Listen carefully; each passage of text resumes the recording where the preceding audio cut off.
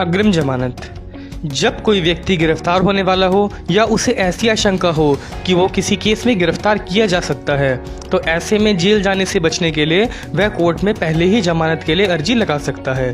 अगर अर्जी मंजूर हो जाती है तो कोर्ट द्वारा जमानत का यह आदेश अग्रिम जमानत कहलाता है। देखिए, अब हम जानते हैं कि एक नॉर्मल जमानत जो होती है उसमें और एक एंटीसिपेटरी बेल में, अग्रिम जमानत में क्या डिफरेंस होता है। देखिए, अग्रिम जमानत एंटीसिपेटरी बेल किसी व्यक्ति की गिरफ्तारी से पहले होती है।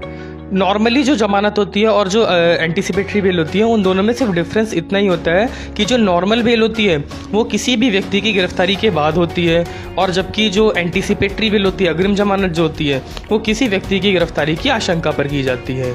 तो यही दोनों में डिफरेंस है। चलिए अब हम जानते हैं कि इसके ऊपर क्या कानूनी प्रावधान है। देखिए, सीआरपीसी के सेक्शन 438 के अंडर कोर्ट द्वारा अग्रिम जमानत दिए जाने का प्रावधान किया गया है। एंटीसिपेटरी बेल, अग्रिम जमानत हमेशा नॉन बेलेबल ऑफेंस में ही होती है, क्योंकि जो बेलेबल ऑफेंस होते हैं उनमें थाने से ही जमानत दिए जाने का प्रावधान है। तो चलिए अब हम जानते हैं कि एक एंटीसिपेटरी बेल के लिए, एक अग्रिम जमानत के लिए हमें किस कोर्ट में अप्लाई करना चाहिए। देखिए, सीआरपीसी के सेक्शन 438 के अंडर एंटीसिपेटरी बेल, अग्रिम जमानत देने का अधिकार सिर्फ सेशन कोर्ट या फिर हाई कोर्ट को ही दिया गया है। तो इसीलिए अगर हमें एंटीसिपेटरी बेल चाहिए तो हमें या तो सेशन कोर्ट में जाना पड़ेगा या फिर हमें हाई कोर्ट में जाना पड़ेगा।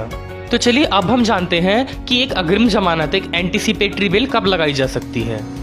देखिए, सबसे पहले तो एफआईआर के पहले अगर किसी भी व्यक्ति को लगे कि उस पर कोई भी अजमानतीय केस दर्ज हो सकता है या फिर एफआईआर हो सकती है, तो वह व्यक्ति कोर्ट में अपनी एंटीसिपेटरी बेल यानी अग्रिम जमानत के लिए अप्लाई कर सकता है। सेकंड सिचुएशन हमारी होती है एफआईआर के बाद। अगर किसी भी पर्सन के खिलाफ एफआईआर हो गई है या फिर पुलिस की जांच में उसका नाम भी आरोपियों की लिस्ट में आ रहा है, तो वह व्यक्ति इस सेक्शन के अंडर अग्रिम जमानत के लिए अप्लाई कर सकता है। तो चलिए अब हम जानते हैं कि एंटीसिपेटरी बेल की टाइम लिमिटेशंस क्या होती हैं, इसकी समय सीमा क्या होती है। देखिए, सुप्रीम कोर्ट के 5 जजेस की बेंच ने 29 जनवरी 2020 को सुशीला अग्रवाल वर्सेस स्टेट में एक अहम फैसला लेते हुए कहा कि एंटीसिपेटरी बेल में हमेशा समय सीमा तय होना जरूरी नहीं है। एंटीसिपेटरी बेल ट्रायल पूरा होने तक जारी रह सकती है। हालांकि कोर्ट ने यह भी कहा कि एंटीसिपेटरी बेल देने वाली अदालत को केस की परिस्थितियां देखते हुए जरूरी लगे तो वह इसके ऊपर टाइम लिमिटेशन सेट कर सकती है।